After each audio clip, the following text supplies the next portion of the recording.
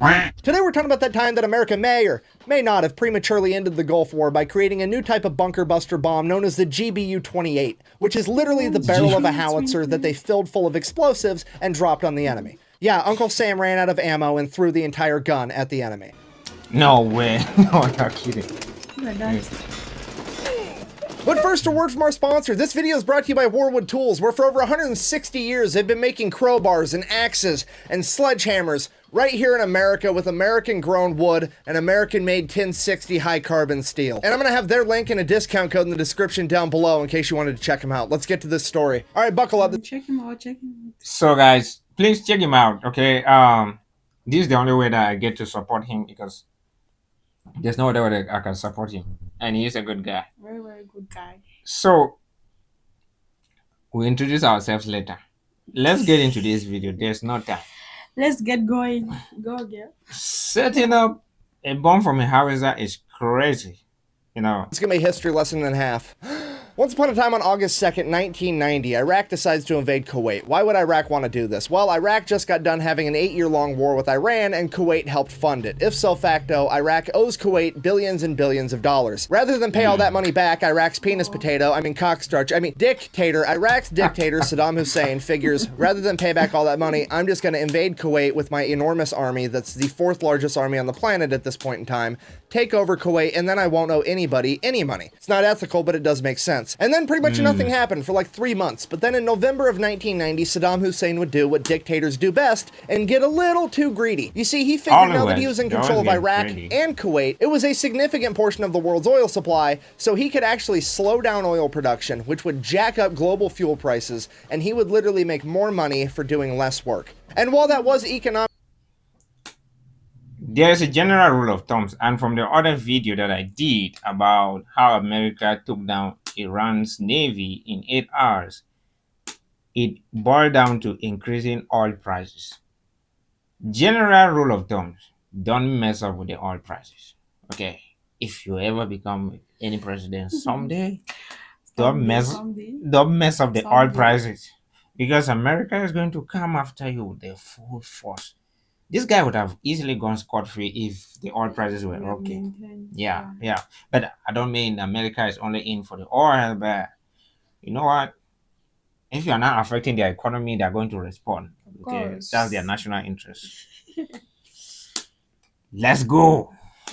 Sound, it would turn out to be a tactical fucking error, because as soon as gas prices went up, the entire planet looked at Saddam Hussein like, so you have chosen death. The UN Security Council would then hold another meeting where they would decide to tell Saddam Hussein, you have until January 15th, 1991 to be out of Kuwait or you will be forcibly removed. Fast forward to January 15th, he is elected to not leave Kuwait. Game on, teams are now set. We have Iraq versus America and a team of fucking literally everyone else. Fast forward again like 48 hours, January 17th, 2:30 a.m. American and coalition forces will begin their air campaign against Iraq. And there will be over 1,000 aircrafts involved. Everything from 1,000 aircraft to attack one country. How many? Bro. That's too much. It was like people contributed this aircraft to America, brought them. 1,000. Imagine. Saddam Hussein has finally effed around and he's about to find out. Yeah, he is about to find out. You know, he found out already, but I'm yet to find out what he found out. Okay, so we are about to find out what he found out. Because 1,000 aircraft is not for you to play with. 52s to Apache attack helicopters. It's going to be a warheads on foreheads extravaganza. And just for context on how dangerous this mission is actually going to be, because I feel like most people don't know or don't understand how powerful the Iraqi military actually was at this point in time. Was that they were the 4th largest military on the planet, and they were the most heavily fortified nation on Earth. As far as air defense goes, Iraq had 154 surface-to-air missile sites servicing 16,000 missiles, 972 anti-aircraft artillery platforms, 2,400 anti-aircraft guns, 6,000 mobile anti-aircraft guns, 478 early warning radar arrays, and 558 combat aircraft on standby, all ready to get in a fight. That being said, You're kidding me. Ooh, I did not know these guys were this powerful. Like Very, very powerful. Even I myself had no idea. 16,000 anti-aircraft gun or what? What? These guys were powerful, bro. I thought it was just one Middle East country that was greedy and things like that. You know, you know what it means for you to just be like number four and you're trying number one and you want to beat number four. You know, there's no big difference in power, so you have to really be strong. Yeah, you need to be very, like, you need to be really strong enough. You know in military doctrine, right? If I'm attacking your country and I need 3 soldiers to be attacking one of your soldiers. So, say for example, if I have 30 soldiers, if you have 10 soldiers, I need to bring 30. So imagine that Iraq had what they had. The coalition forces had to bring 3 times that. That was a challenge. Fast forward again, 2.5 hours, January 17th, 5 a.m. American and coalition forces have complete air superiority over Iraq and have dismantled all of that shit. And this is where No the main way. problem arises. With complete air superiority, there's a good chance that they can actually make Iraq surrender without US and coalition ground forces having to go into Iraq. But the problem is the majority of the Iraqi senior leadership, as well as pretty much their entire command and control infrastructure, is located inside of bunkers right outside of Baghdad. And these How come they get air superiority that quick? Like, where did the anti-air defense weapons go? Like, bro, like, They were there. air superiority means that I am flying above your country and you cannot do anything about it. You cannot shoot down my plane. You cannot intercept my plane. That You you, have to watch me fly. yeah, you just have to watch them fly, bro. I think this is getting serious.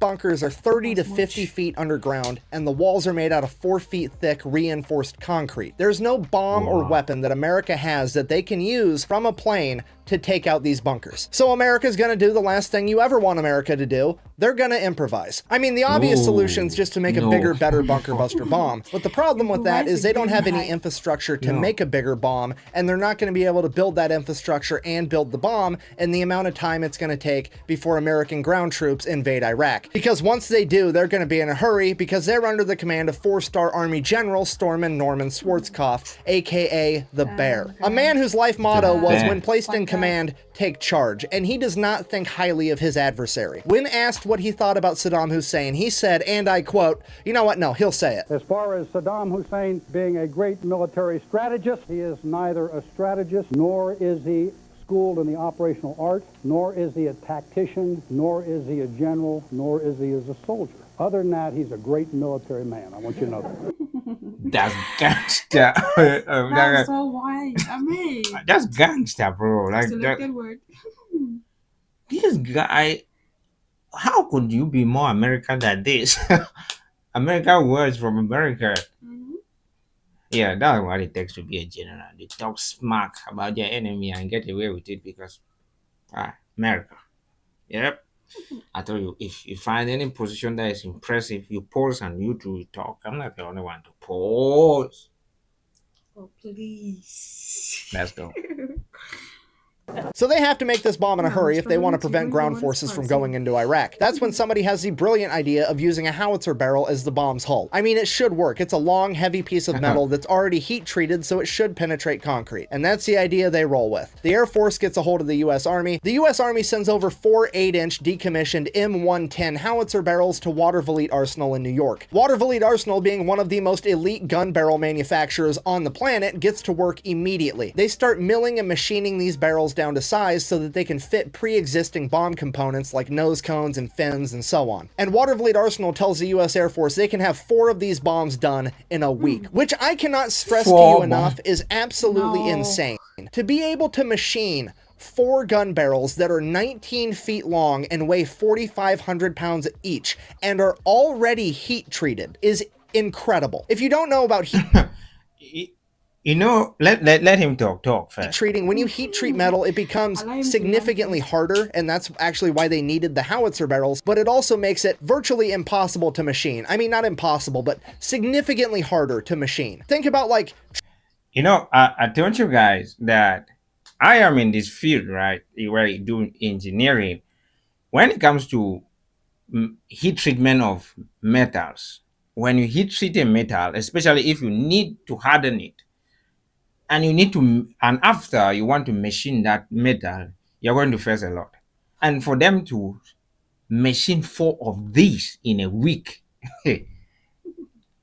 these things are already hardened for punching out shells to go 30 miles or probably 25 miles away, and now they need to machine them in the same facility where they hardened them For 1 week, in the space of 1 week. within a week to use it in what, weapon development. They usually take years to develop a weapon, test it. Yeah, I know. So imagine machining a weapon within a week to test it. It's like getting pregnant in putting to bed in 3 weeks. In the space of 1 month. Trying to spread butter What on is it toast say? versus trying to spread frozen butter And on toast. well, That's of course, it's America. If it doesn't work, they throw dollars at it. It's going to work. Yeah, money gets it working, bro. about the difference there. So they get the first bomb done, but then they run into a problem. Because they've never worked with a bomb this big, they don't have any way to actually stand it up straight and be able to fill it with explosive. So if you can't pick a bomb up, what do you I did not even introduce the video. Yeah, I So did. you're about to see the video now. Great. It's so interesting that I can't even. We're just 2 Africans, right? I told you guys, I'm going to get somebody down here. She'll be reacting with me. And this is her second video, right? Second video. And after she did the first one, she was like, yeah, I definitely need to see more. And now you see more. After this, you have to start paying me rent to watch these videos. Okay? I have to start paying you to react with you. Yeah, of course, because you are enjoying what I enjoy. Alright. Yes. So 2 Africans here reacting, and we love American technology. So much. And it's giving what it's supposed to give. And their capabilities, and just what they can do, their stories, their insane stories. And please, and since you like the video, I would like you to subscribe, leave a comment, and leave a like. We don't have so much to say. Generally, if somebody like a video, they will subscribe because it's free. They subscribe, they'll comment. Yeah. And I like those of you who write really nice comments. Yeah. Go through them and feel like, wow. Yeah, and then they get to teach you a lot, right? Yeah, you get to learn a lot. Like as we're doing here, we don't know anything. People who were there who know more. This is something I hardly put my mind into. Yeah. People who know more about it will correct in the comments or add some more, and it makes it more interesting. So I can't wait to meet you in the comments. do? You beat the earth down. They take it outside, dig a hole, stick the bomb in the hole, standing up, so that they can fill this thing with explosive. They get that done, paint it, stick it on a C-130 while the paint is still wet, and ship it to Nevada. From there, they strap the bomb to an F-111, the same plane they plan on dropping it from in combat, and do a test run. This bomb penetrates the desert floor by over 100 feet. Okay, if you're not American, that's like the world's biggest blue whale, all the way into the ground. This bomb went so deep that they didn't even have time to recover it. They're like, fuck it, we don't have time. Storm and Norman's coming. We gotta go. Just leave it. Then, back at Watervliet Arsenal, they finish the second bomb. This time, they fill it with concrete because they want to do a rocket sled test in Aglin Air Base in Florida. So, they get this thing done, fill it with concrete, put it on a C-130 while the paint's still wet, ship it to Florida. From there, they strap it to a rocket sled and yeet it at 22 solid feet of reinforced concrete just to see how far it will penetrate. Not only did this bomb penetrate all 22 feet of concrete, but it then proceeded to go an extra half a mile. This video should have been my What? Oh, what the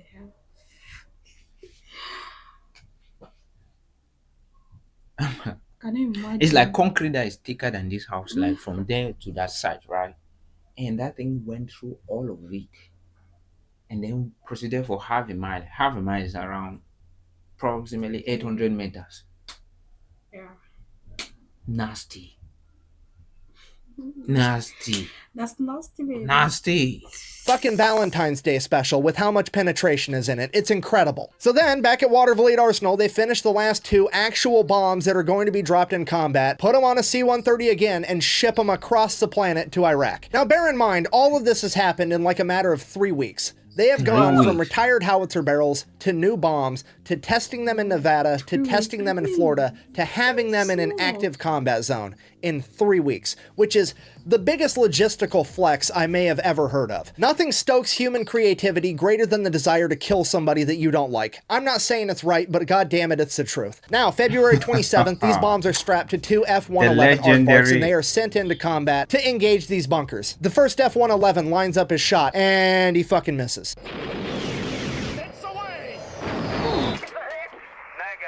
Didn't go in. But the second F-111 drains a 3-pointer and gets a direct hit. Smoke immediately starts rolling out of the vents for this bunker, and it is completely obliterated. And the very next day, Saddam Hussein would sign a ceasefire and agree to leave Kuwait. Now, did he do that because of this bunker buster bomb? That part is actually impossible to say, because despite the fact they got this bomb done and dropped in only 3 weeks, they still were unable to get it done quick enough before US and coalition ground forces would invade Iraq. And in the 4 days that those ground forces were in Iraq, they completely decimated the Iraqi army, and parts of that army were already starting to surrender to them. So whether the reason 4 days to decimate the whole army in 4 days. Imagine that Russia was number 3 and Ukraine is number, I don't know, it's 20 something. And Russia wanted to take Ukraine in 3 days. And now it's 3 years plus and they cannot get up to 30% of Ukraine. The US and the coalition forces took over the 4th army in 4 days. Saddam Hussein decided to surrender was because his army was defeated, or because he finally found out that he couldn't hide inside of his bunker anymore safe while he sent men out to die, is hard to say. But regardless, in conclusion, the overall moral of this story is whatever you do, try not to raise gas prices. Thanks for watching. Best way to support the channel is go buy some merch at thefatelectrician.com. Quack bang, out. Try not to don't raise gas prices. Don't just do that.